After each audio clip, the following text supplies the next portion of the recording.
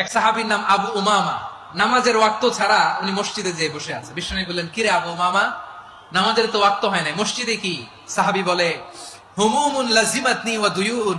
নবী গো, ঋণের বোঝায় এমন টেনশনে আছি, ঘরে থাকতে পারলাম না, মসজিদে চলে আসছে। বিশ্বনবী বলেন, আমি কি তোমার এমন একটা দোয়া শিখাবো যেটা বললে আল্লাহ তাআলা তোমার ঋণের বোঝা হালকা করে দিবে?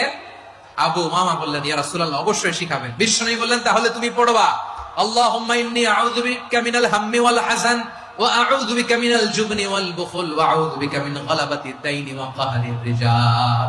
ও আল্লাহ, তোমার কাছ থেকে দুশ্চিন্তা থেকে পানাহ চাই, কৃপণতা, ভীরুতা, অলসতা, কার্পণ্যতা, এই সব কিছু থেকে, মানুষের কঠোরতা, আমার উপর মানুষের আধিপত্য এবং ঋণের বোঝা থেকে পানাহ চাই।